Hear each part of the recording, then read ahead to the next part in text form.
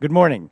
I want to thank everyone for being with us today, and we want to take a look, I think it's very appropriate, at the trend of smaller companies now exploring self-insurance as a very viable option to provide their employees with health care coverage.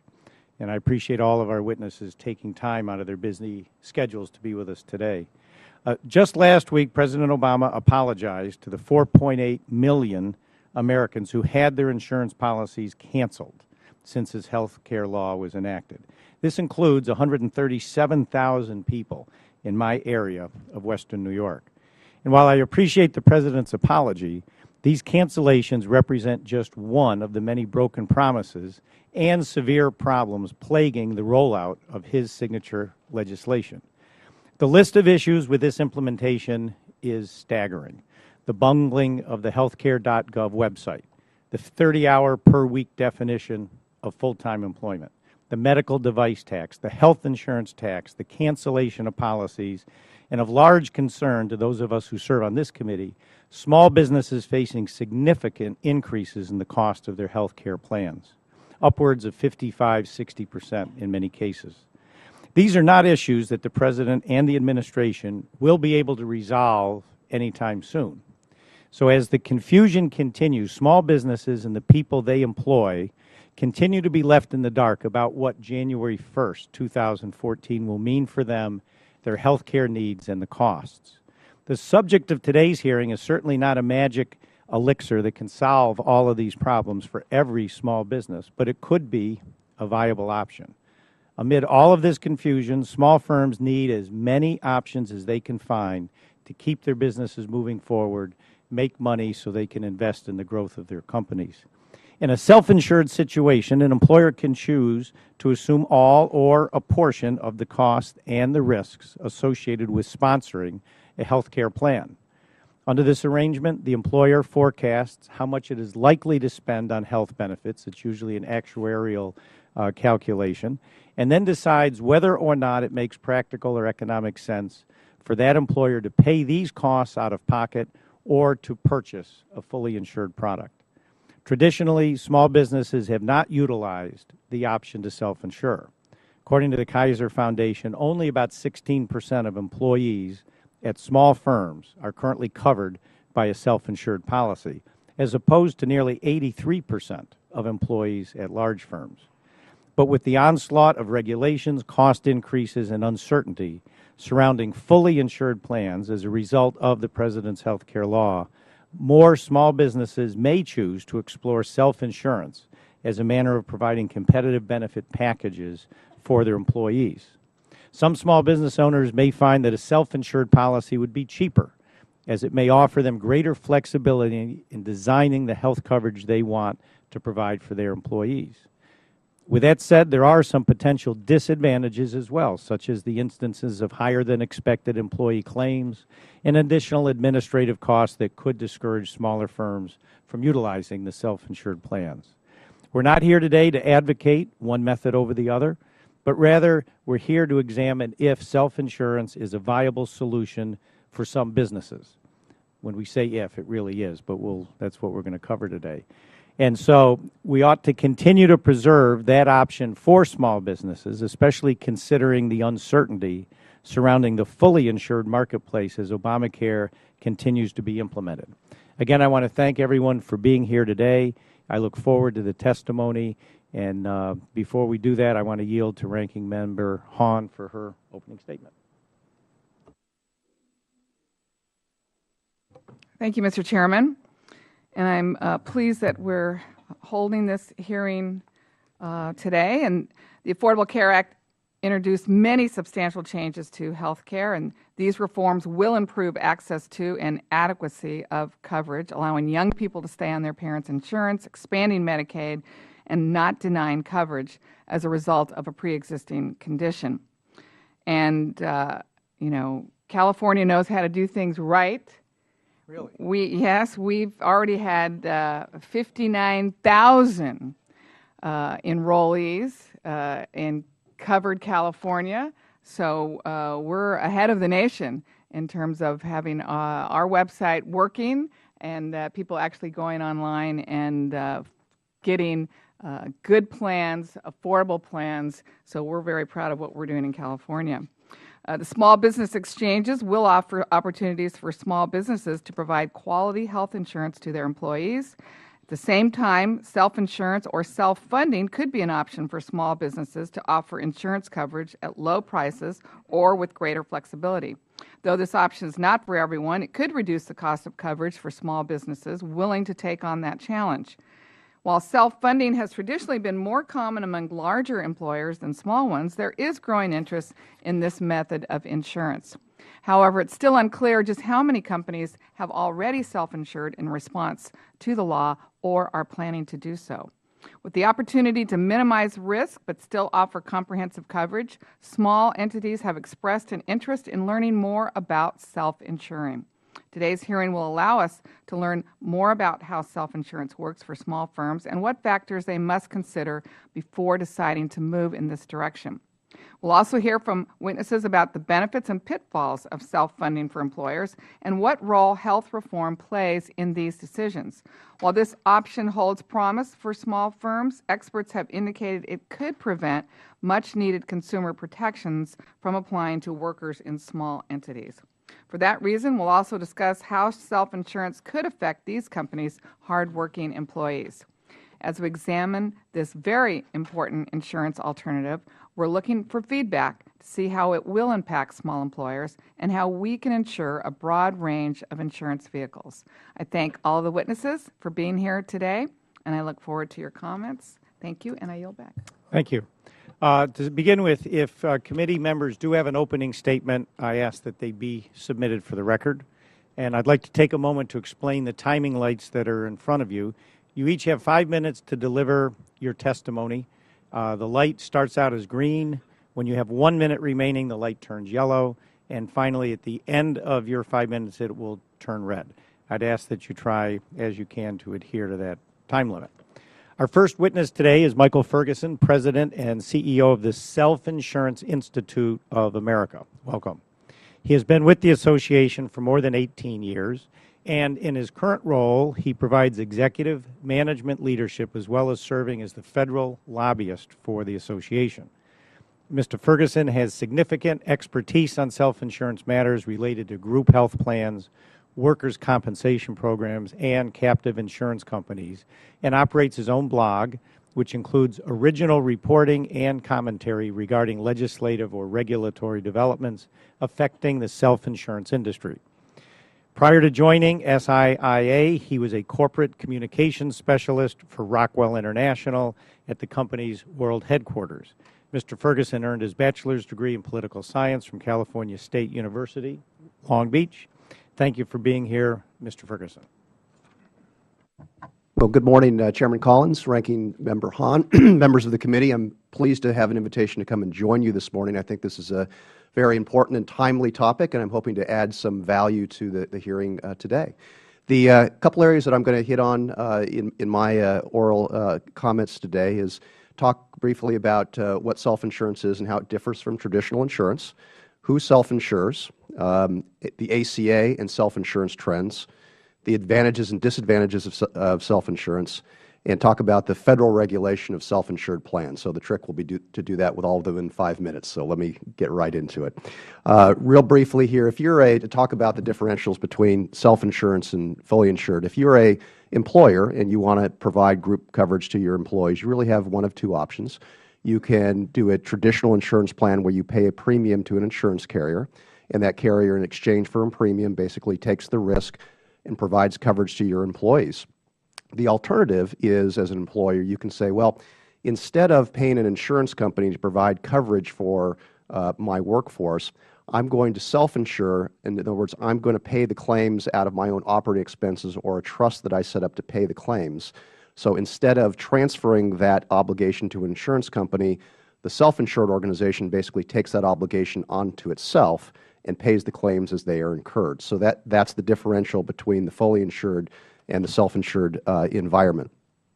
Chairman Collins had already thrown out some statistics in terms of the prevalence of self-insurance. Just to pick up on that is of particular relevance to this committee. About 16% of smaller businesses Self-Insure, that would be defined within sort of the 3 to 200 band that is reported by the Kaiser Family Foundation. But what I think would be interesting for this committee to also add, although this is the purview of the small business community, self-insurance is not simply a business strategy that the private sector implements. Self-insurance is also very prevalent within many labor plans, self-insured Taft-Hartley plans that self-insure smaller groups, as well as many public sector entities, municipalities, many of which are self-insured.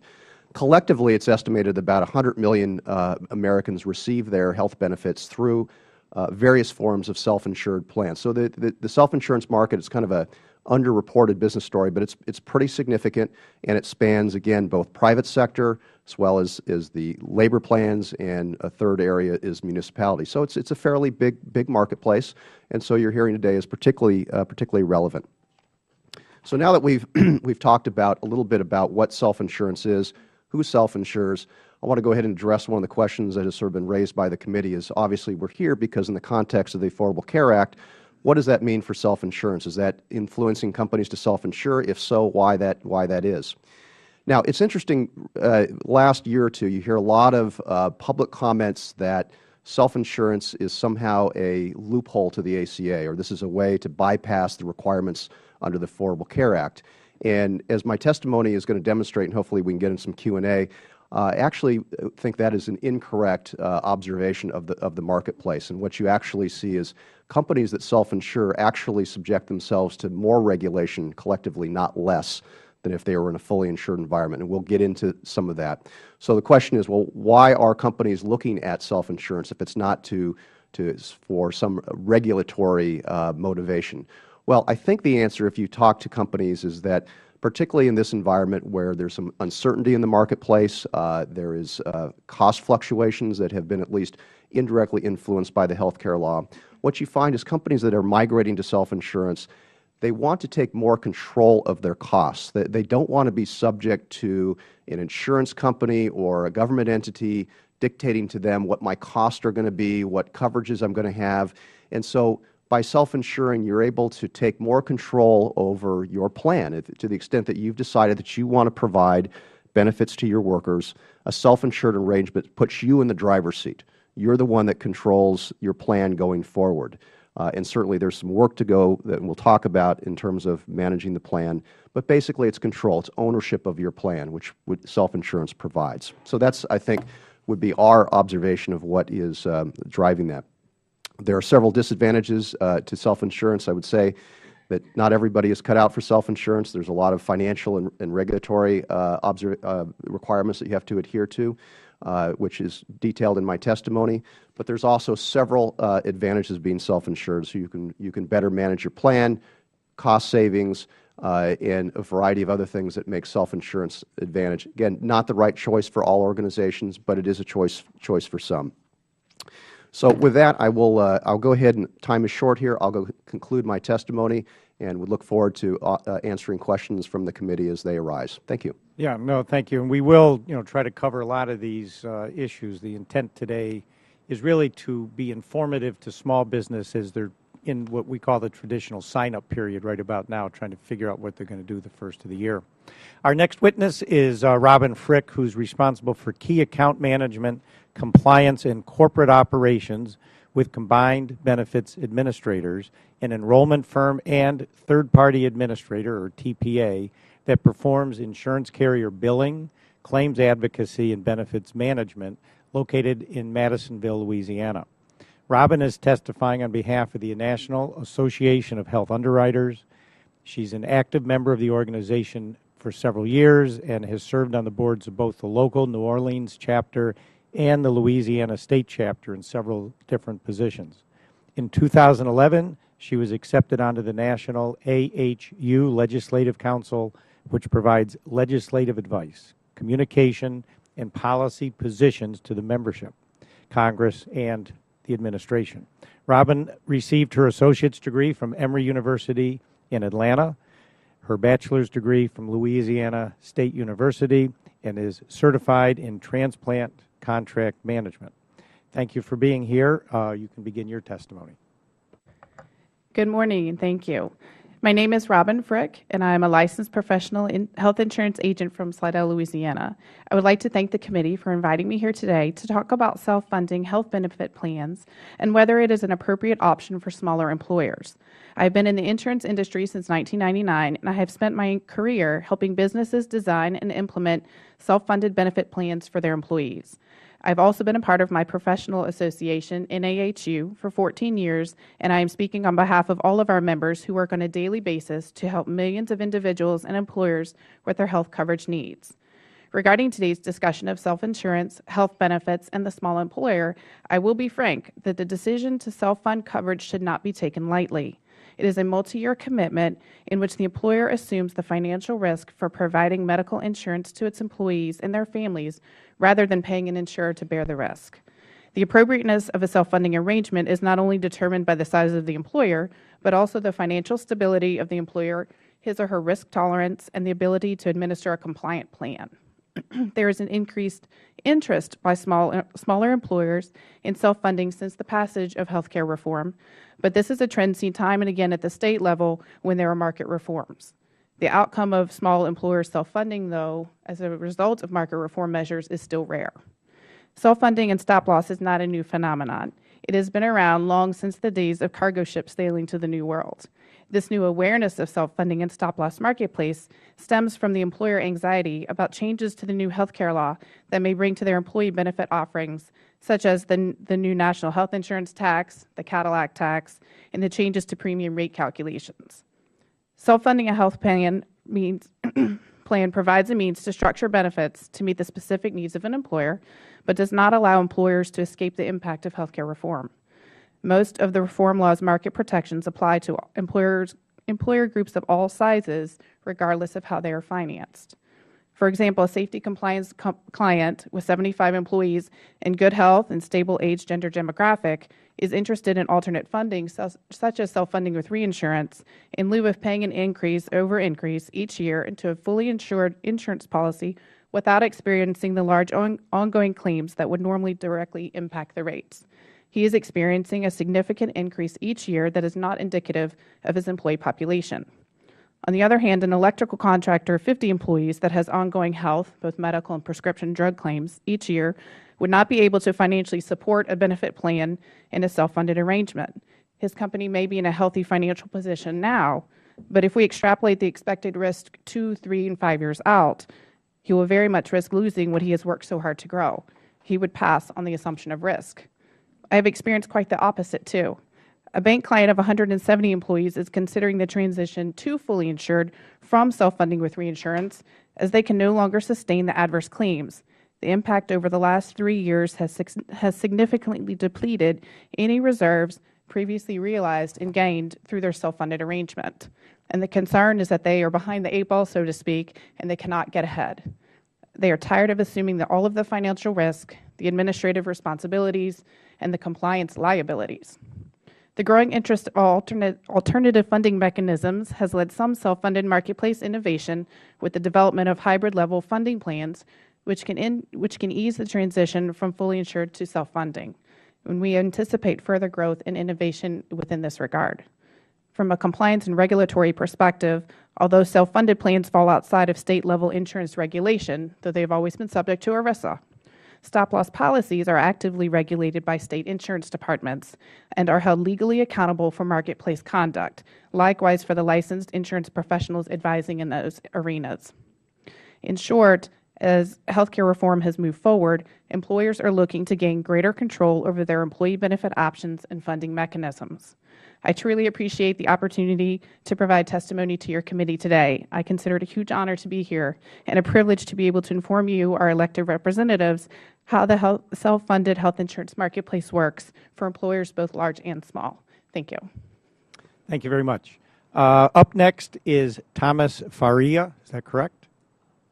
Faria, President and CEO of Sheffield Pharmaceuticals in New London, Connecticut. He has been president and CEO of Sheffield, one of the nation's fastest growing contract manufacturers of over-the-counter pharmaceutical creams, ointments, and toothpastes since 2002. In this role, he's responsible for overseeing all areas of operation of a 160-employee, $30 million pharmaceutical products manufacturing company. The responsibility includes the absolute authority on all major decisions that affect the company, and he acts as the public voice in all legal, public, and customer relations.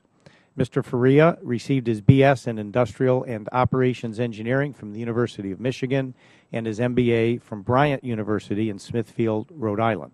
We appreciate your participation, Mr. Faria, and please begin your testimony. First of all, I'd like to thank you for the opportunity to speak to you all. I think this is truly a very important topic to talk about, especially for small businesses, because as you review information in terms of some of the topics that are most important to small businesses, what usually rises to the top is the ever-increasing costs and the unknown costs of the future of providing health care for their employees. Our experience that got us in Sheffield to try self-insurance, it really started in 2007. Up until that point, every year we would go through and review our health care costs and quote them, and we'd expect a moderate increase of 5 to 10% on our insurance premiums. In 2007, we had a few unfortunate events with our employees they were using that caused our health care costs to go up. In response to that, our fully insured provider increased our rates 25%. The next year, they were looking to increase our rates 39%. And when we looked around for any comparable products from their competitors, they were even higher. So at that point, we took a look at and really did a leap of faith, knowing that our staff were both fairly young and fairly healthy. We went for the opportunity to self-insure ourselves, and we've been doing that since 2009. What I can say is, so far, that's been a great decision. We have saved over that 4-year period roughly $400,000 compared to what we would have paid for our insurance premiums, and that's about a 19% savings.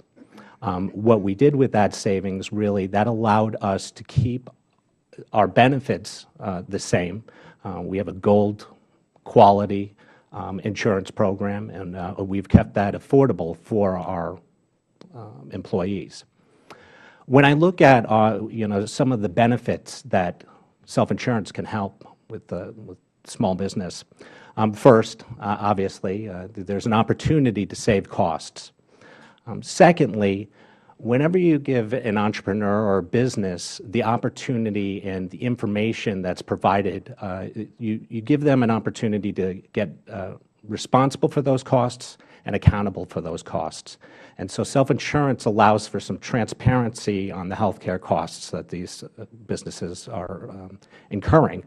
This allows them to cater, and self-insurance allows for the flexibility to change their plans pretty much on the fly to adjust their plans for efficiency and also, in some cases, to reduce costs.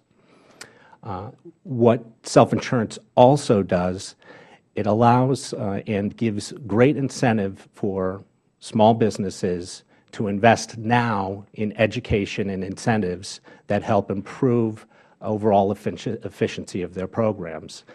As a businessman, I can say that such investments usually would not, you wouldn't go and invest in such incentives when the benefit may turn out to be your fully insured provider. Here we're looking at mitigating future costs by providing incentives for people to first go out and get physicals yearly, and also we provide incentives for them to lead healthy lives. That means checking your cholesterol, blood pressure, not smoking, keeping a healthy weight. And it's truly the self-insurance plans that allows us the flexibility to really kind of cater our programs to the needs that we see in our employees and also that we see coming up through the data that we are reviewing. I thank you and look forward to contributing in any way. Look forward to your questions. Thank you.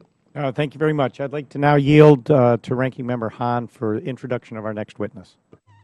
Thank you, Mr. Chairman. It's my pleasure to introduce Dr. Linda Blumberg. Dr. Blumberg is a senior fellow at the Urban Institute's Health Policy Center. Her recent work includes a variety of projects related to the analysis of health reform and state implementation of the Affordable Care Act. Dr. Blumberg serves as a senior advisor for the Institute's Health Insurance Policy Simulation Model and is also a member of the Health Affairs Editorial Board. Welcome, Dr. Blumberg. Thank you very much. Mr. Chairman, Ranking Member Hahn, and members of the committee, I appreciate the opportunity to testify before you today. The views that I express are my own and should not be attributed to the Urban Institute or its sponsors. My testimony draws on my own and my colleagues' analyses of the ACA, some of which rely on a 10-state case study effort of ACA implementation, which the Urban Institute continues, along with our colleagues at the Georgetown University Center for Health Insurance Reforms, and some of which relies on the Urban Institute's Health Insurance Policy Simulation Model, HIPSM, a microsimulation model that estimates individual and employer responses to specific provisions of the law. Our analyses lead to the following main conclusions. Changes to small group insurance under the ACA intended to broaden sharing of health care risk across firms and increase premium stability and access to insurance do not in general apply to self-insuring firms, regardless of size, nor do they apply to private stop-loss policies, the product that makes it feasible for small firms to self-insure. As a result, small, young, and healthy firms will have increased incentives to self-insure once the ACA's reforms are fully in place, possibly trying to move between self-insurance in healthy years and fully insured products in less healthy ones. However, stop-loss policies combined with the self-insurance approach itself carry substantial financial and legal risks for small employers. As such, sales of stop-loss to small firms are relatively uncommon today. In fact, many sources in our case study work from the insurance and producer communities felt it was irresponsible to market stop-loss policies to small firms. However, we are seeing increasing marketing activity by reinsurers since passage of the ACA, including the emergence of bundled products, which combine stop-loss coverage with administrative services. Many traditional insurers report that they do not want to get into this business, but if they see their traditional products being undermined, they will have to participate as well. While some states, for example, Colorado and Rhode Island in 2013, continue to pass laws due to the risks involved, in the vast majority of states, stop-loss coverage is not regulated like insurance, and as such, the policies can be denied to small firms outright due to their health status, are not required to cover specific benefits, are not guaranteed renewable, and can charge premiums based upon the claims experience of a particular firm, with re-underwriting occurring frequently.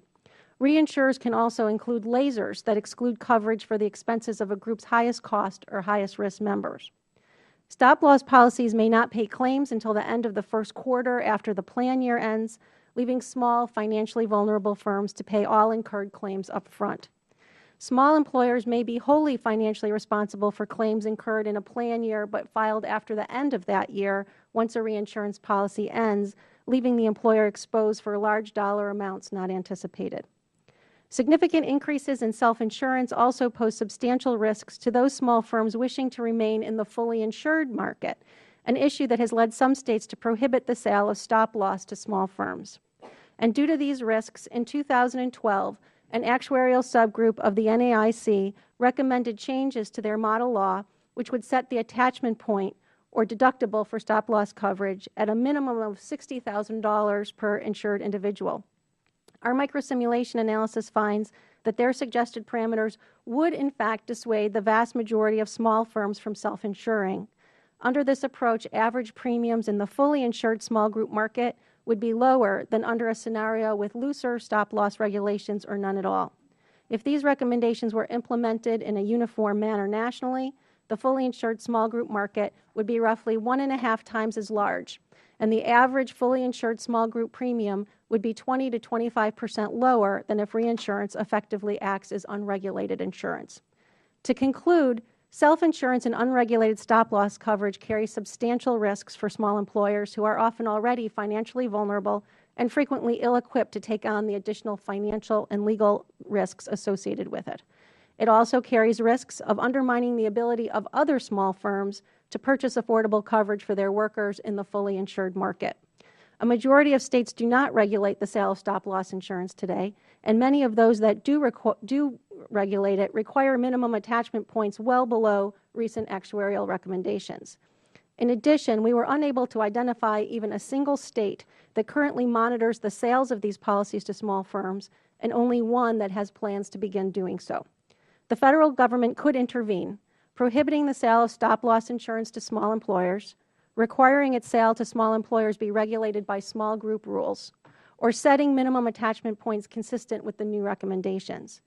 At a very minimum, the Federal Government can develop and implement an effective plan for closely monitoring increases in small firm self-insurance nationally and by state. Given the magnitude of other tasks and time pressures, states are not inclined to do so on their own, which means that in the absence of a concerted Federal effort, states will be unprepared to intervene as warning signs increase, the time at which major market disruptions could more easily be avoided. I'm happy to answer any questions that you might have. Thank you to all the witnesses. I think we can have some very interesting questions. Ms. Hahn and I tend to run our hearings a little different than most. Instead of going first, which you find with many chairmen and ranking members, we like to go last. Our fellow members have busy schedules, and so I will defer, as she will, to our fellow members here, and then we'll bring up the rear. So with that, I'd like to start with the Congressman from Colorado, Mr. Kaufman, if you'd like to ask some questions. Thank you, Mr. Chairman. I think this is, certainly having been a former small business owner, that this is a very important hearing, given all the changes to health insurance in America right now under the Affordable Care Act, better known as Obamacare. And I'd like to ask each of the panelists if you could answer relatively quickly, but to basically say, under the pressures of the Affordable Care Act, do you think that self-insurance will grow in this new environment, and as a mechanism for small businesses to afford health insurance for their employees? Start with you, Mr. Ferguson. Sure. Thank you, Congressman, for the question. To answer that, I think our view would be that we would predict a continued growth in the marketplace, although that growth will probably be somewhat moderate, just because, for reasons that some of us have talked about already, is stipulated self-insurance is not the best choice for all companies, particularly small employers. For some, it's a great choice. But what we're seeing in the marketplace, there's a lot of companies that are looking more at self-insurance, and as part of that process to evaluate whether that choice is right for them, many of them, as they sort of go through the process, realize, well, this may not be the right choice for us, so they don't go forward with that. But for companies that they have the financial viability, they have the sophistication to pursue this funding method, it is a good choice. So for that reason, since there's more interest generally, I think you are going to see a continued growth. But again, I don't see it as a wholesale migration. I think you're just going to see more companies gradually shift into the self-insurance marketplace. Thank you. Ms. Frick? I agree with Mr. Ferguson. I don't know that it would actually explode as far as all of a sudden a vast rush of people to come in to self-fund. The growing interest doesn't necessarily equate to a growing number of new self-insurance or stop-loss policies. Just as Mr. Ferguson indicated, you will have more people that are looking into it, doing the math, and as insurance professionals, that's our job, to help them determine the risks and advantages of every kind of funding mechanism available to them. So the increased interest is in something that's now newer to them than it has been before, or rather may be available to them than it has been before. You still see reinsurance carriers that would provide the stop loss behind it, still somewhat a little hesitant to come down into the market of under 100 or under 50, just because that market space is typically not very self-funded friendly from a risk standpoint. Mr. Faria? I guess my answer would be I hope so. But I belong to an organization called the Young Presidents Organization, and in that organization, we've had numerous talks about self-insurance, and actually, literally, one of the topics was about how to respond to Obamacare, and they were actually pointing towards self-insurance as a way to potentially mitigate the unknown costs that Obamacare may cause in terms of increased fully insured premiums. I think right now, especially right now, when you're looking at a situation where the fully insured providers have an unknown, certainly with this website problem and other issues, and of course with the issue here with people losing their coverage, they're not quite sure how they're going, what the premiums are going to be going forward. And I think right now self-insurance might be a great option for some people to mitigate that potential liability of increased fully insured plan premiums. Thank you. Dr. Blumberg. Because under the Affordable Care Act, price discrimination based on health status of a small group is prohibited nationally for the first time, the self-insurance becomes a more attractive option for firms that have more healthier than average risks in their firm. And so we do expect there to be an increase in self-insurance as a consequence, barring other intervention, either federally or at the state level. I will mention, too, that in terms of the uncertainty that one of the witnesses was mentioning, the issues with the website really are very strongly unrelated to the vast majority of the small group insurance market, which will continue to, in the fully insured market, buy through brokers and agents as they have in the past, with some percentage going through the exchange. But the markets are merged between the exchange and the non-exchange small group market. And so anything that affects creates a segmentation of risk between the self-insuring firms and the fully insured firms affects the entire small group market. Thank you. Thank you, Mr. Chairman. I yield back. Thank you. At this point, we'd like to yield 5 minutes to the Congressman from Oregon, Mr. Schrader. Thank you, Mr. Chairman, and I appreciate the tone of the hearing, if I may say so. It's a great idea, a great topic. I'm curious myself to see how this may or may not work out for businessmen and women around the country, so I really appreciate it. First, I guess to Mr. Ferguson, if you could elaborate why you don't think this is a loophole in the ACA, and then you first comment on how this stop loss works. It seems to me, a small business to me is something under 50 employees. And you're one catastrophic event away from losing your business if you don't have big cash reserves. How does that stop loss really work? I'd ask Ms. Frick the same question in a minute. But why is it not a loophole, and why is this remotely possible for small business? Sure. I'm glad you asked that question. So let's explore actually both of those variations.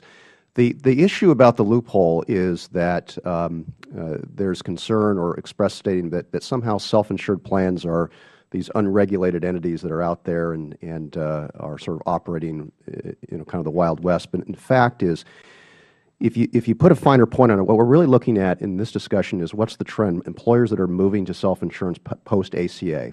And by definition, those plans would be non-grandfathered self-insured plans. We've got two varieties, the grandfathered and the non-grandfathered self-insured plans. So all of those plans that are moving to self-insurance would be non-grandfathered plans. And as such, they're subject to almost all of the regulations under the ACA. There's about 3 or 4 that they're not subject to, and there's particular reasons why they're not applicable to self-insurance, because essentially self-insurance they're the equivalent of nonprofit health plans. They're not in the health insurance business. They're widget manufacturers. And so in addition to that, not only are they regulated by the ACA, they also are regulated by ERISA, also HIPAA, COBRA. There's all these other federal laws that apply. So if you're going self-insured, you're actually subjecting yourself to more regulation, not less, if you're looking from a business owner standpoint. Now, to your question about stop-loss insurance, distinction between stop-loss insurance and health insurance. Stop-loss insurance is essentially a liability type of insurance product between the carrier and the employer. A stop-loss insurance policy does not cover individuals. It doesn't pay claims. And so there's a distinction that you need to keep in mind whereby you've got the plan, the self-funded plan, and you have the participants within that plan. And those participants are in the plan. They get coverage under the plan no matter what the stop-loss insurance arrangements are. The stop-loss arrangement is simply a reimbursement mechanism between the employer and the carrier. So the fact any of the arrangements of the stop-loss does not affect the plan participants, whether there's a laser, which means that the employer retains liability for one or more people under the plan, not subject to liability. It's simply a reimbursement mechanism. So that is a financial tool that the employer uses, and it really has nothing to do with the health care per se delivery for the plan participants. I hope that addressed your question. And then, Ms. Frick, if you'll chime in. So what does it cost? I mean, if you're willing, if the stop-loss companies are willing to assume that ultimate risk, I've got only so much cash, my employee develops cancer, has this catastrophic crippling injury, I don't have enough money to pay that. That's the reason I got you as a stop-loss and insurer or backstop. What does it cost me to have you do that, and what caveats do stop-loss companies put in to make sure they are not on the hook? Sure, very good question. So in a stop-loss arrangement, self-funding, either you're going to assume everything without the backstop of reinsurance, or you purchase reinsurance, just as you said, to cover your more catastrophic risk. So rates are determined just as you would in a fully insured market from the reinsurance, but without the medical piece. The medical piece is added in after when you're looking at your specific medical claims experience and how you can trend that forward for your expected and then a maximum liability over that next plan year. So in the reinsurance piece, you're still taking into consideration the size of the group, the demographics, the area factors, where it is, and just the cost of what you're needing to cover. And then of how large of a deductible do you want on each belly button that's covered on the plan. And then if you are in that size market of, say, 1,000 or less, you're going to want the extra aggregate protection that protects collectively all of the belly buttons in the plan. So you have one on each, and then one as the whole. So in that perspective, there's always, you have to take all of that in to develop some kind of fixed premium cost that's a known factor over the 12 months.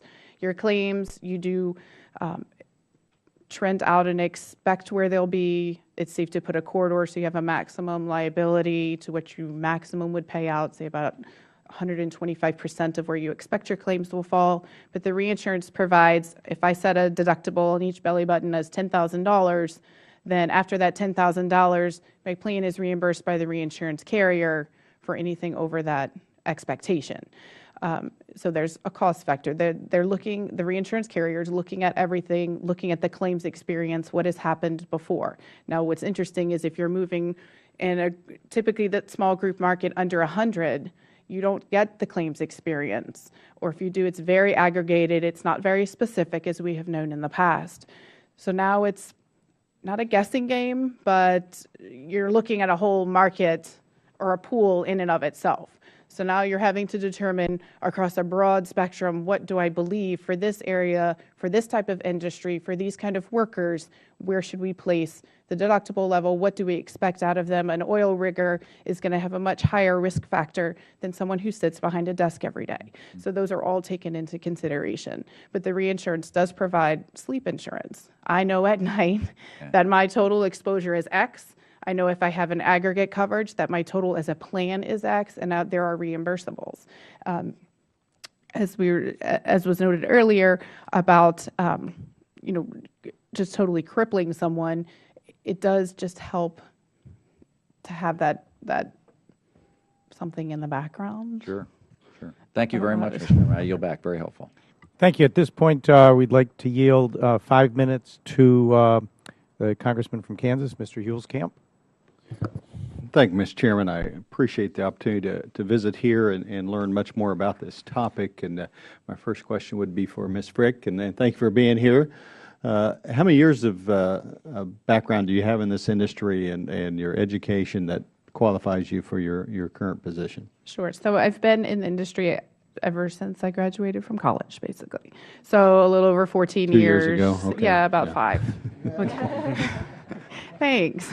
And I have been active just from the perspective when I started my career, I started out with an insurance consulting firm and just started asking a lot of questions, and moved from the small group space and fully insured into our client size was into the middle market space, starting to get a mix of self-funding, and then to a larger self-funded market space. I was curious. I asked a lot of questions. I like to learn it, and if I need to educate you about it, I need to know what I'm talking about.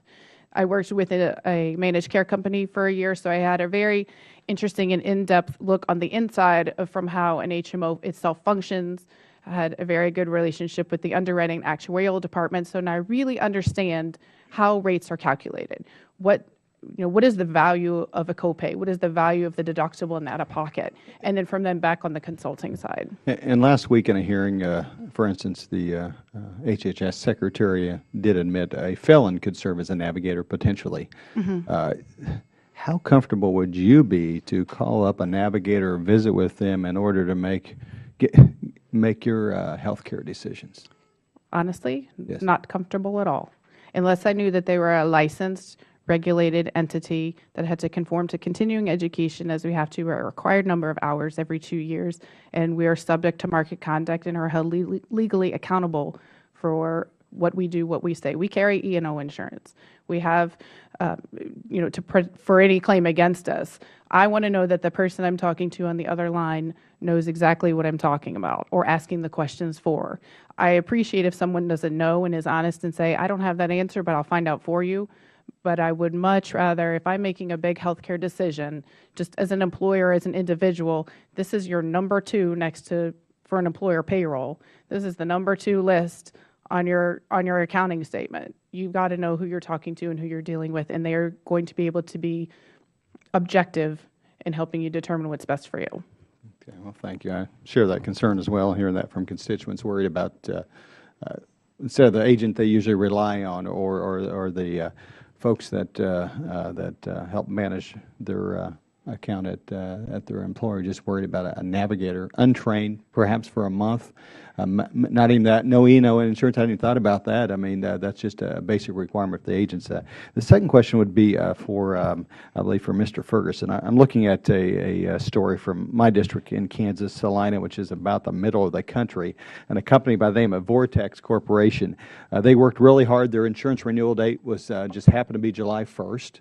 And they worked really hard and made that requirement, did everything they needed to do, and then shortly thereafter, the administration announced, you know what, we're just going to ignore the portion of Obamacare that says the business mandate. We're going to put that off. So, other companies, were they in this situation? And what's been the impact of delaying that? I've heard various reports of what that has meant for businesses, and if you could provide some light on that, Mr. Ferguson.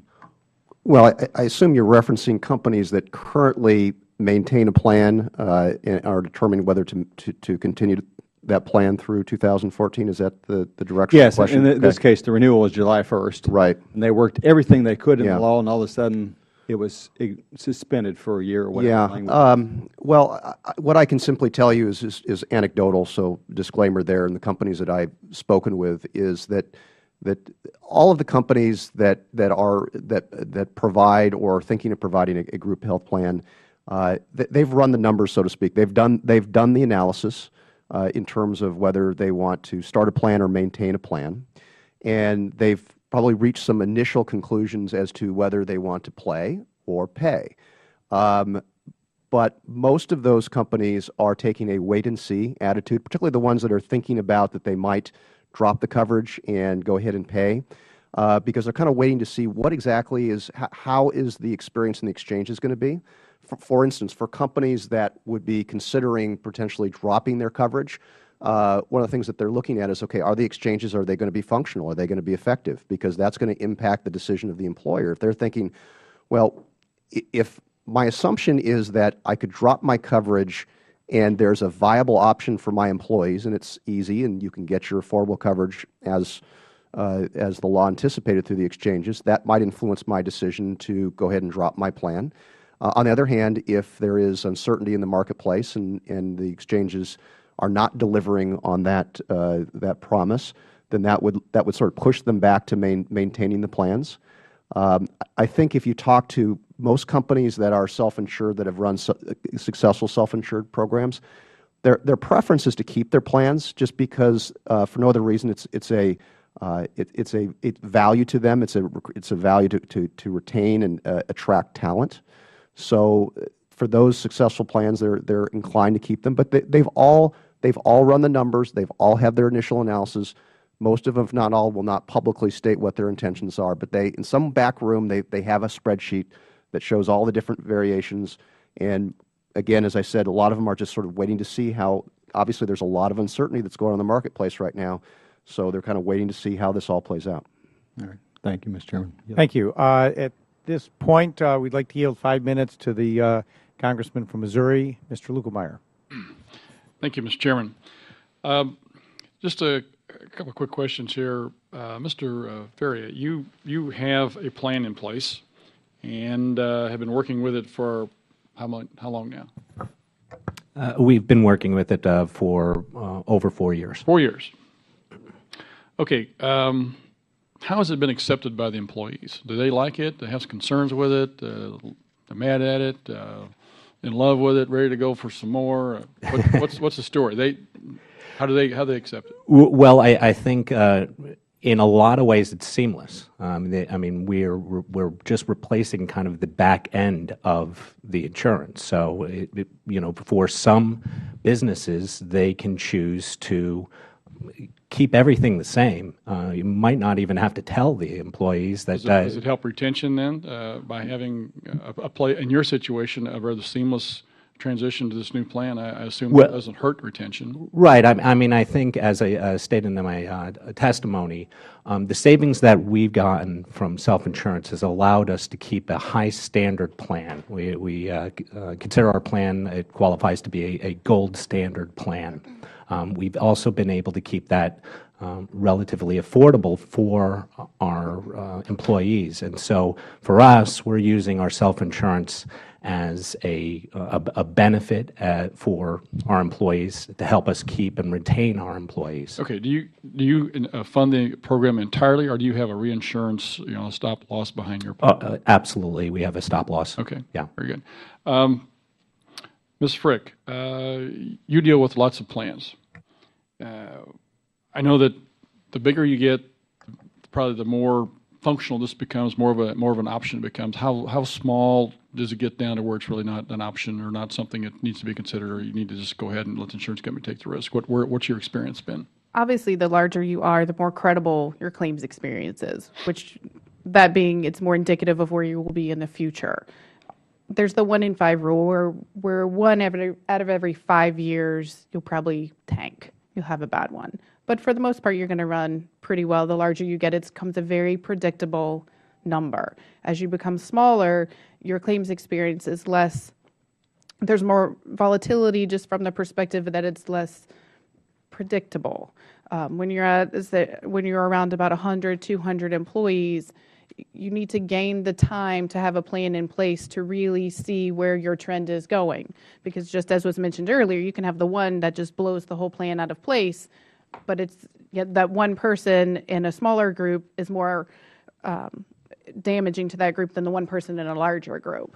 What's your experience been with reinsurance? Do most companies have a stop loss behind them, or are there companies that out there just take the full risk and just let it fly? Most will have reinsurance, except when you find the very large employer with tens and thousands of employees that can really financially put it behind them. Do those companies that participate in this, is it more based on the revenue of the company, so they have more cash flow, or is it more based on the number of employees?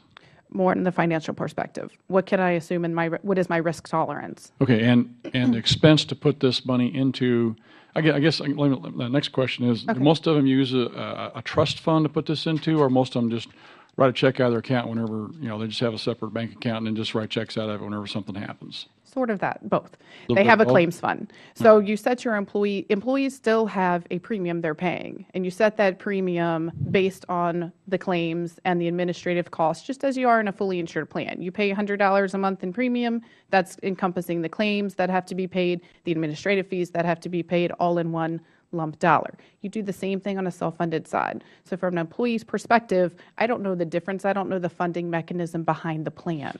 So the claims dollars you as Mr. Employer are withholding from my payroll, for example, are put into that separate fund. The administrator who is physically paying the claims sends the request to the employer saying, in the past, however often that is, 2 weeks, 1 month, you've had these claims, please send the check for this money. Okay, I'm running out of time here, No but problem. I'm kind of, if one of you, probably Mr. Ferguson, I would imagine, could give me just sort of a thumbnail sketch of how this fits into the current Ferguson Act. Basically states need to be in charge of health care, yet this comes under sort of a ERISA situation. So can you give us a thumbnail sketch on what applies, what doesn't apply, how this all fits together? Sure. As you mentioned, the Employee Retirement Income Security Act is the controlling main federal regulation that governs self-insured health plans. So as a self-insured health plan, you are regulated under federal law by ERISA principally, but then other laws also apply, including, as I mentioned, many of the applications under the provisions on the Affordable Care Act. The McCarran-Ferguson dictates that the business of insurance is regulated at the states. So we talked a little bit about stop-loss insurance carriers. The stop-loss insurance carriers are state-regulated entities. So you have the plan that's regulated by the federal government. Stop-loss insurance carriers are regulated at the state level. That answers your question. Yeah, that just adds to confusion. Thank you very much. Sorry. Mr. Chairman, appreciate your time. Thank you. Ms. Hahn and I will now kind of jump in and try to connect some of the pieces. I guess, Mr. Ferguson, let me start with you because you're the Self-Insured Institute. Just to be clear, an employer designs a self-insured plan. One thing that is a big thing, they don't, as I understand it, have to meet the 8 or 10 minimum requirements of the ACA. If they choose to have a self-insured plan, for instance, that doesn't have the free gym membership or doesn't have maternity care or contraceptive coverage, they're allowed to do that. That's one of the 3 or 4 exceptions. Is that correct?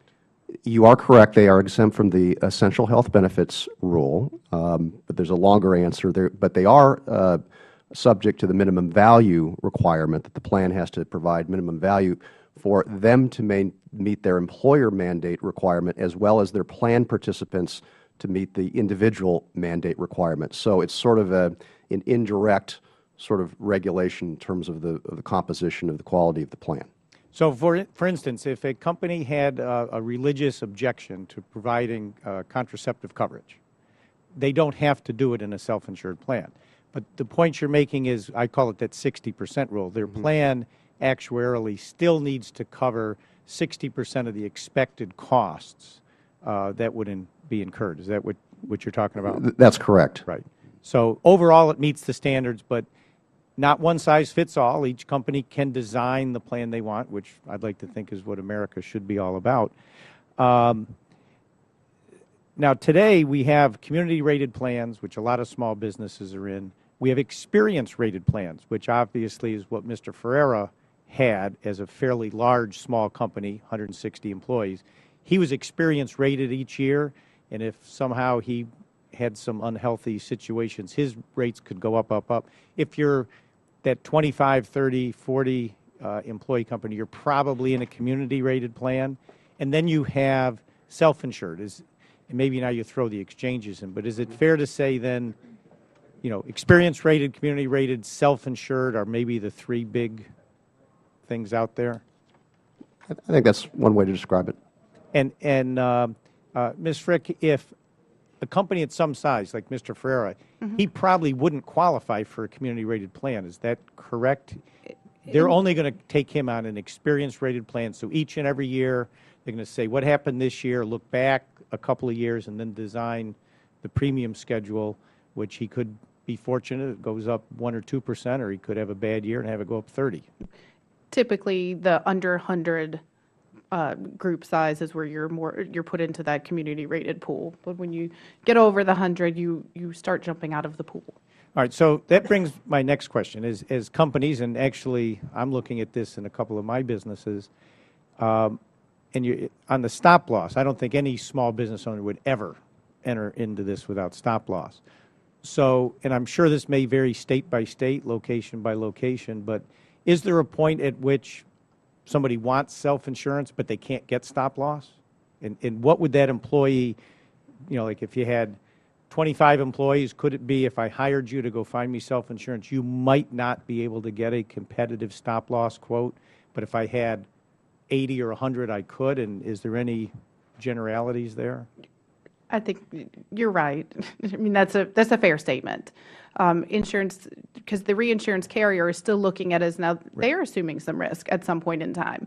So how much is it going to cost them on that small group when there's not going to be a lot of premium per se to come out to spread the risk? Is there a number, like, one thing we hope to get out of the hearing is, and I'm going to talk to Fox News today, is maybe some generalities. Is it 25? Is it 50 employees? Is it 75? Because there's a lot of people looking at options, but we don't want to mislead someone that's got 10 employees who think they can do a self-insured plan and actually get a stop loss. It's a great question. It's an obvious question, and the answer is a little less precise. And the reason for that is, as we've talked about, now self-insurance, the larger you get on the continuum, you're more likely to be a viable candidate for self-insurance. So that by converse, the smaller you are, the less likely.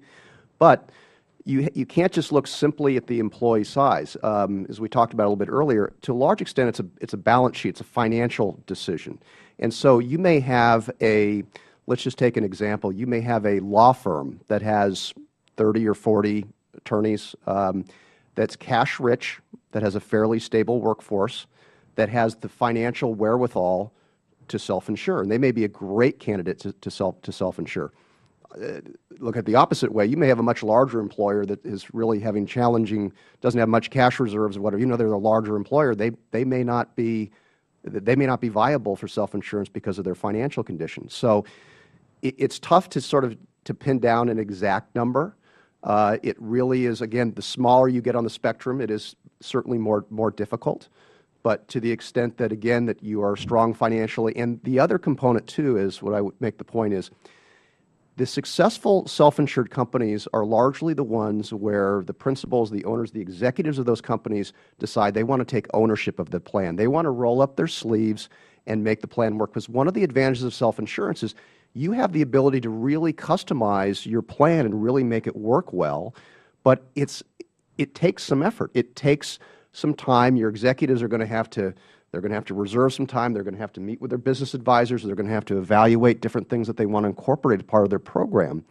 So if you have a corporate culture, such as Mr. Faria and his company, where the senior executives are saying, hey, healthcare costs is a high-ticket item on our P&L.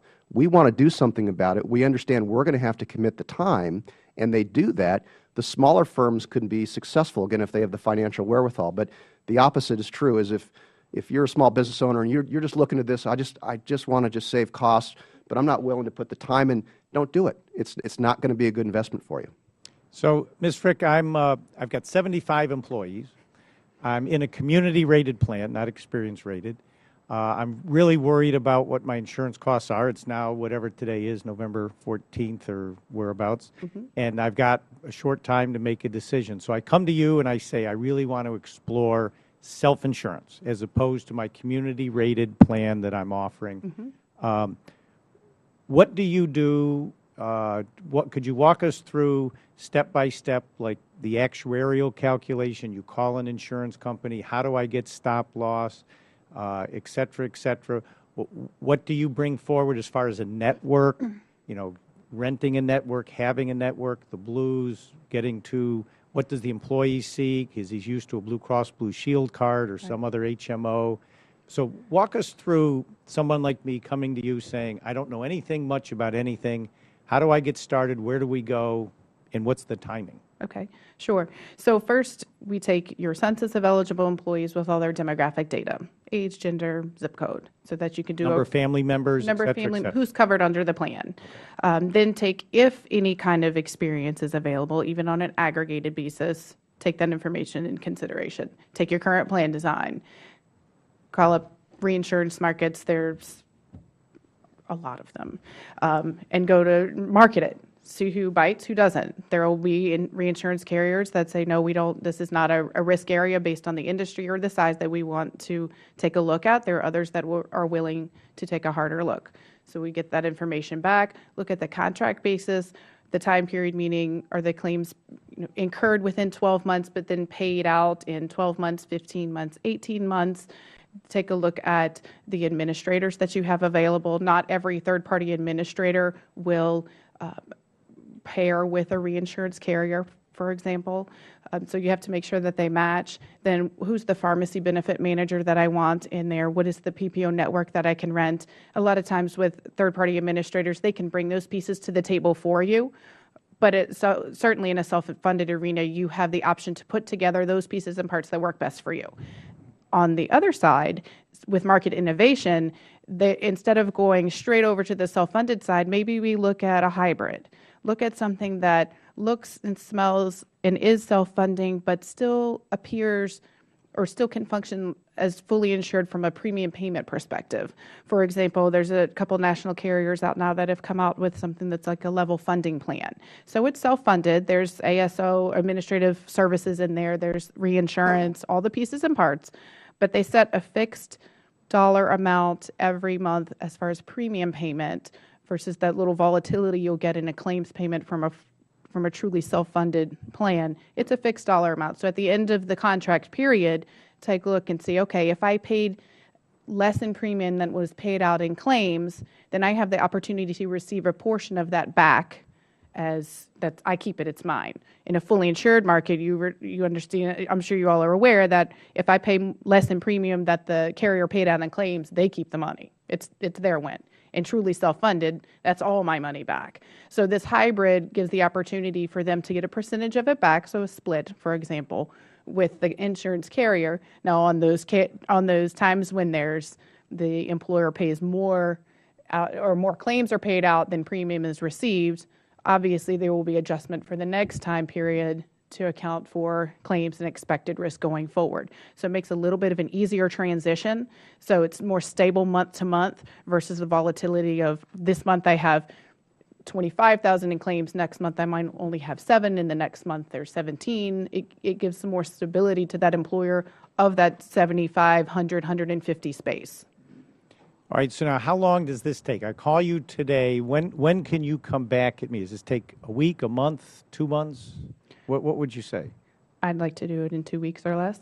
Okay. My methodology has always been to have a 60-day lockout period and an agreement with a reinsurer, meaning 60 days before the effective date, the plan is going to be set up, locked in, and that's where, if we're going to have a January 1, then we're going to make sure by October 1st or November 1st at the very latest, we know what we're doing, who we're playing ball with, where the claims are going, who's the pharmacy benefit manager. You pointed out a good illustration about everyone's used to their Blue Cross card or United Healthcare card, and it's got that logo on it. Well, the cards that come out still have the logo on it. It still has a network attached to it. Now, maybe it says ABC Administrator, where the claims go, but the logo for the network is still there. The pharmacy benefit manager, such as an Express Scripts, a Caremark, is still on there, so it's still identified by the employee as theirs. The plus is in self-funding, the employer also throws their logo on there a lot of times because they're the ones that are responsible for the plan. Good. That's I think helpful as, again, people are facing this right now. Mr. Ferreira, by the way, I'm a fellow YPOer. I've been in a little bit longer than you. I've graduated into, once you're 49 years old, you become a W, World President Organization. So I am officially a WPOer, but longtime YPOer. So you're, I'm assuming, in a forum group. I am. So just out of curiosity, 8 or 10 guys, you all share your information monthly in confidence, but without breaking a confidence, I'm just curious, how many of your fellow 8 or 10 forum members are self-insured like you are? That's forum confidential. Just kidding. No, I think there's about 2 of us out of the 8. Is it a discussion point that it's pretty active right now? A lot of the time. I think, again, as I had mentioned, YPO has done more call-out sessions for our entire chapter to discuss this point. But definitely, we also have an individual who's affected by the medical device tax, and he certainly has had some issues with that, of course. So from time to time, it's a discussion. It's not immediately. I think right now everybody's already made their decisions on what they're going to be doing. We've kind of planned ahead. So now, yesterday I did meet with Mr. Ferguson ahead of time. He came in a little bit early. We were talking about the fact that you, as the self-insured now, get some interesting information, monthly or quarterly. You don't know which employee may have gone to the emergency room or which employee's on what particular prescription drug. But you get active information, that's what your cost drivers are in some kind of aggregated fashion.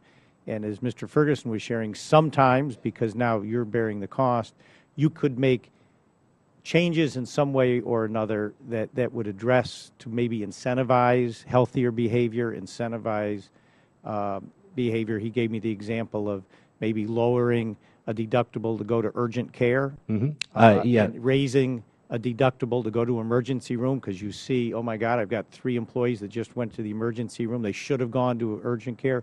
Share with me, as someone 4 years experience into self-insurance, how you've used that data to either have a healthier workforce or incentivize what we would call cost-effective, user-driven behavior.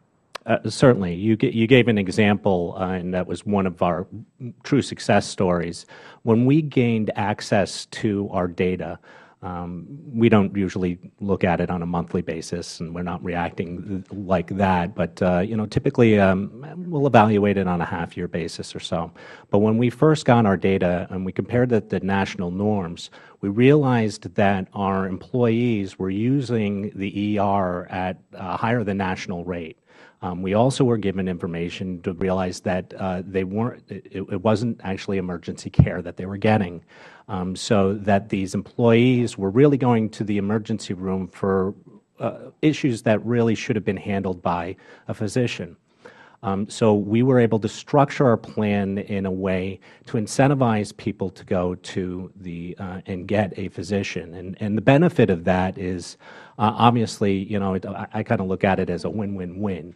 The overall plan wins because we're not spending. I mean, typically, one ER visit for a common cold, we're being charged $1,000. The business wins out because we've able to reduce that cost. I look at the employee now wins because they also aren't, they have a lower cost, but now they're developing a relationship with a physician. They're developing a history with that physician so that the next time that they come in, it's not that they're just going up to some stranger in the ER. And so this starts to help promote healthy values. And then the other win of this is that the overall health system is now being used more efficiently.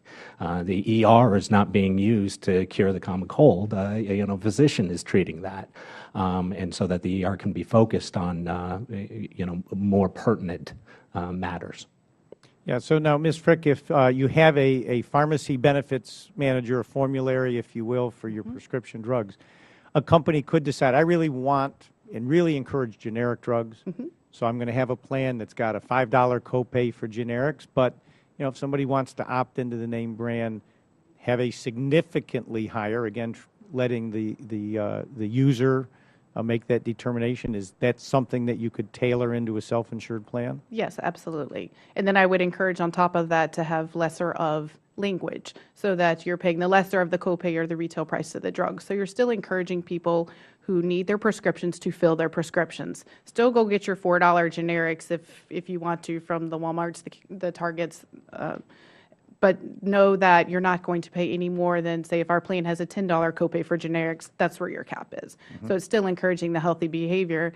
And I will say, to a point on employees, when the employer is engaged in the plan and they take an active look at where there is spend, employees value the plan more. It doesn't matter if now I have to pay $100 to see the doctor, whereas I paid $50 before. If they can see in other areas where the employer is really engaged and understands what's important to his employee population, then they're more likely to tailor the plan better, and you will have the more effective measure and usage from the employees. They'll stay out of the ER and go to urgent care or an after-hours clinic more than they were before.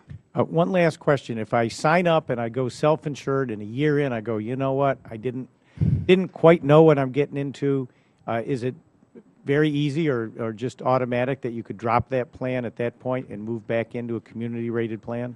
You can. However, you need to make sure that you have a run-out provision for the claims that were incurred before. Right. So you're either electing the terminal liability and the run-out up front, or you're reserving the option to execute it upon the policy termination. You never want to jump in and out of self-funding and fully insured back and forth. From an employee perspective, they don't know how it's, as we said before, how the plan is funded. But from an employer and an administrative, that would be a nightmare. Okay.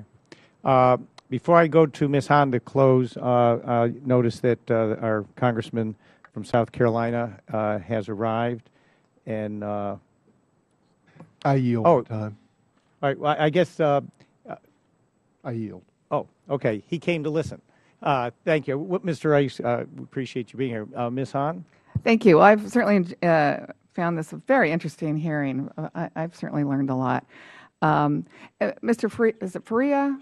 Faria. Faria. Both said it differently. Yes. So, yeah, I'm just curious about a couple of things. Mm-hmm. Now, you talk about having a gold plan, which sounds admirable. How does that compare to what the Affordable Care Act is qualifying as a gold plan and the benefits that have to be offered? To the best of my understanding, that's why I'm saying gold. Okay. I'm comparing it to an Obamacare gold plan. Okay, so even though some of these consumer protections under the ACA don't apply to self-funded groups, you've decided to cover those. Yes. So you don't discriminate against someone who has a pre-existing condition. Or being a woman, or so that's not at all. Not at all. So that's that's admirable. One of the things I'm interested in, and I don't know if Ms. Frick or Mr. Faria could speak to that. So when the reinsurance company is analyzing your company and determining what they would charge you, so what are they looking at, and what are they charging more for? They look at the current plan design or the plan design that you have created, and every piece and part to that plan has an actuarial value. So there's a value to the plan itself, just as we know we have the minimum value at the 60%, so we all understand how that works. But then when they look at the potential risk or the health conditions that let's say it's a known factor, that we know what some health conditions are, there is a dollar amount that's associated with the cost of the care of those particular measures. And then further, has the employer or its administrator or a disease management company helped to take steps to mitigate some of those claims? For example, for diabetes management, I've put in a plan before where it wasn't opt-in or out. First fill of a diabetic drug, the patient was put into the plan. They were now followed by the nurse. I would rather pay more in pharmacy costs as an employer than more costs for the medical part, because you're going to pay, that person will have more medical problems over time if they don't control their disease and have disease management with healthier living, constantly take the required medications, have their timely A1Cs and something of that nature. So the reinsurance carrier takes a look at everything so they have an understanding of, okay, that employer has now decided that they're going to have a $50,000 specific deductible for each person on the plan. So where does that put me after the 50 for this employer, for the diseases or health conditions that are contained therein? Where does that place me? If I see that the employer is assuming more of the risk up front on the first dollar, then that's better for me. I'll reduce a little bit. If I see that that I will potentially take more on the back end from a reimbursement perspective, and now I'm funding that, then I'm going to have to put some more into my rates. On the flip side, they can also laser. But a laser is just putting either a different contract on an individual or a higher specific deductible on an individual. They're not excluding them from having reimbursable claims. They're saying if my specific is at 50, but because Susie Q's specific is because of her conditions is now at 100,000, then the reinsurer will start reimbursing after her 100,000 claims, and the employer has taken the first 100. They're not excluding her from coverage. They're not excluding her from reimbursable claims. They're just putting that. What would be some examples of some laser contracts? Kidney disease, end-stage renal failure, high-dollar premature babies that have been born, that it's obvious that they will have longer time for recovery. They'll have multiple surgeries going forward. Those are typically the two highest cost drivers. And do you have any laser contracts, Mr. Faria? Yes, we do. Actually, we had a situation where an individual has some cancer, and they were lasered. I will say that the laser does add some risk to a self-insurance plan. You can have a situation where a person gets cancer, and then the reinsurer comes in and says, "We're going to laser," meaning that their deductible now is, let's say, $300,000. I will say, however, that there are plans out there, and we've actually signed one now, that you can have a no laser contract, so that for an additional amount of money, you can actually put forth and say that next year when we reapply, there won't be any lasers on our. And does your employee who's been lasered, that you charge them more? No. No. No. Okay. I won't do that. So everybody pays the same. Right. I mean, we have a tier based off of whether you're single or have a family. We also have a tier based off of how the person scores on the physical, their biometrics, how they're doing in improving healthy living. So yeah. I'm sorry to interrupt, but may I make a comment to your question about lasers and what employees pay? Right. The employee typically has no idea what their laser is. They see their plan benefit design. They see I have a $1,000 deductible and a $20 office visit copay. The stop-loss deductibles and the lasering is on the financial funding side of the plan. So his employee that might have that $300,000 does not know that he is responsible for $300,000 of her first dollar claims versus $50 for mine. Got it. So the other thing was interesting was you having access to the data. Now, you don't have access to the individual employee and whether or not they went to the emergency room, or you just have a cumulative. Right. It's it ends up being cumulative. But do you know who the employees are? I would say that you don't have direct names. But you can figure it out. Unfortunately, in a small, in a small business environment, you do know that, a certain employee might have been out into the hospital for a period of time, and you will get a claim, data that said, this particular surgery happened at that point in time. Yeah, that's I've been having an open mind about this, but that part of it really would bother me as an employee. That's a real loss of privacy with your employer. It's one thing for your insurance company to have that information. It's another thing for your boss to know what's going on in your personal life and why or why not you've chosen to seek medical care. So that part bothers me. What do they feel about it? Well, I think in a lot of cases, and in fact, in most of the cases, just the environment that we've created, kind of a family culture. In most of the cases, I wouldn't want my own family to know when I go to the emergency room. Yeah, I mean, we're hearing that information actually from the employee themselves, so that it's not really a situation where we're finding out that through nefarious means. But I will have to say that is an issue. And just like everything, it could the wrong person with that information can make some bad decisions. But now we're talking almost like fraud or a HIPAA violation. I mean that's some that somebody has to really kind of break the law in order to really start utilizing that information. Right. Except you're not a doctor, so you haven't really. Well, yeah. The Hippocratic Oath. Dr. Blumberg, so in your report, small firm self-insurance under the Affordable Care Act, you present a situation in which a stop-loss insurance plan would pay for all medical costs. The employers would bear no risk, and the stop-loss insurance would essentially act as a traditional health insurance without several ACA regulations. Wanted you to elaborate a little bit on that, because I'm getting sort of mixed messages here about what these stop-loss or these reinsurance companies actually are. Are they just reimbursement financial vehicles, or are they in fact acting like an health insurance? Sure, and I think the lines begin to blur a bit, and some of it is the increased incentives for these small firms to self-insure under the ACA without other action being taken.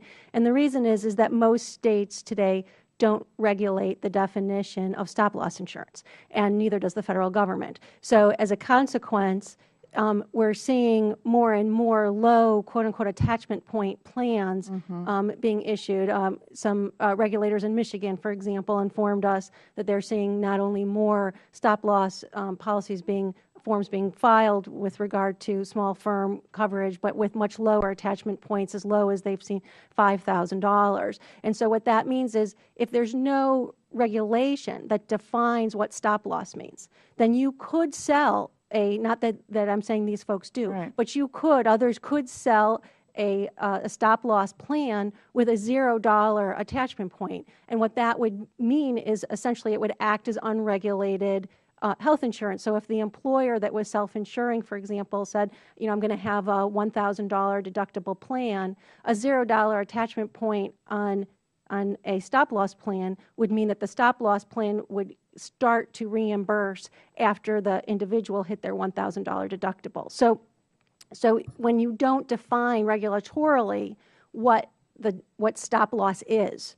then stop-loss can morph into whatever you want it to be. In terms of what the self-insured employer has, what kind of a plan they've created? Right. So the self-insured employer can decide, okay, as I used as an example, I'm going to have a $1,000 deductible plan for my employees with a 15% co-insurance on expenses over that, just to lay something out simply. And then they can go and buy a stop-loss policy that's going to internalize all of the claims that would come in to the firm beyond what the individual is required to pay. But because it's referred to as stop loss and it's sold by a reinsurer, then that means that the individual firm that's providing a self-insured plan to its workers is not subject to the regulations, the premium rate regulations, the essential health benefit regulations, the actuarial value rules within the Affordable Care Act for other small fully insured firms. So if this, and I know in California, we've actually passed legislation that would prohibit stop-loss insurance from issuing plans with specific deductibles under $35,000 to small businesses with less than 100 employees. So do you think that kind of regulation is helpful? It is helpful. According to the actuaries at the National Association of Insurance Commissioners, who have reevaluated the situation very recently, that $35,000, which is helpful, is still too low in terms of the level at which we want to dissuade more vulnerable small firms from taking the self-insurance option. And while there are a number of regulations under ERISA to which these small self-insuring firms are subject, as was mentioned earlier, the issue is really that the specific regulations to which they are exempted from are precisely the ones that are changing the way that small group insurance is priced under the Affordable Care Act. So it's not so much the number of them as which ones we're actually talking about. And so that's important to keep in mind, is that once you give people an out to the very rules that determine how risk is shared in the small group market, you can have a very significant effect.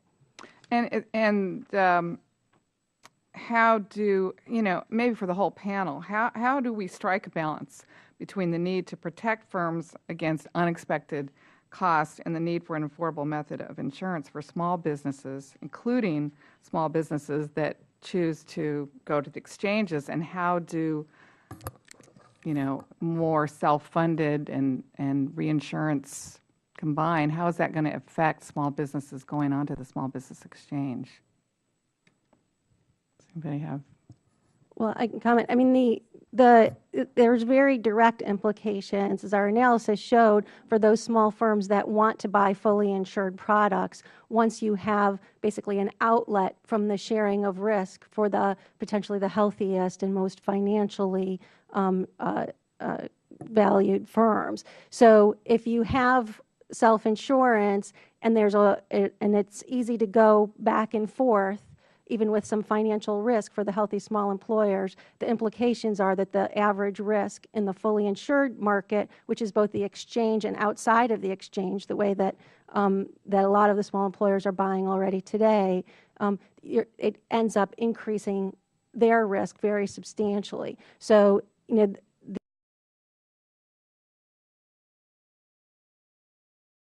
the stability and the security of the plans and the average price of the plans that are expected to emerge in the new small group fully insured market by limiting the number of small employers who would end up going into self-insurance, either by increasing the attachment point at which they can buy stop-loss coverage or by prohibiting its sale for small firms. Thank you. Thank you. Well, thank you. Let's see. It's 11:35, and the President's going on the air as we speak, announcing that he is going to allow insurance companies to continue to offer plans that have been canceled. We'll just see where that ends up, but I guess that's happening even as we speak. Well, I want to thank all the members for speaking. I mean, this testimony is very timely. And the issues are real. Certainly, Dr. Blumberg does point out that as small employers look to control their own cost, to control their own profits and their future, in doing so, there could be a negative impact on the community-rated pools. But I would point out that happens today because the large employers are all self-insured. So when you really look at what's happening today, that segmentation of risk has happened in a huge way because any and all employers, you know, with over 500 employees are all self-insured. And so it is just a true statement as people peel out and they manage their own risk, as Mr. Faria is managing his, and understanding how to incentivize good behavior, going to urgent care instead of emergency rooms. As that happens, the pool of folks left in the community-rated pools may get more and more toxic from a standpoint of risk and hence cost. But, you know, there's nothing in life perfect. And I think small business exists to produce a product, to make money, to grow their business, create jobs. And anything we can do to help small business create jobs by controlling their costs is, in fact, the biggest benefit that we have, and the biggest problem we have in this country today is a lack of jobs. So for that reason, I know I'm going to, and the committee will be certainly suggesting to someone, and I'll pick the number, over 25 employees, to go out and take a look at self-insurance. Not going to be perfect for everyone. They better buyer beware, as was also pointed out. Make sure you've got a good TPA. Make sure that TPA's got a good pharmacy benefit manager. Make sure that you understand your risk on the stop-loss piece, both individually and in the aggregate. So, you know, that's it, and it's going to take time, but I certainly, as it's mid-November, would encourage any and all companies, and as I understand it, many could do so and decide to kick it off on April 1st. You know, when they sign up for community plan, generally they're not locked in. Again, I want to thank you all for coming. I think this was very timely, and I, to the best of my knowledge, pretty much covered, crossed most of the T's and dotted the I's. Let's see here at the end, I will ask unanimous consent that members have 5 legislative days to submit statements and supporting materials for the record. And seeing no objection, so ordered, and the hearing is now adjourned. Thank you again.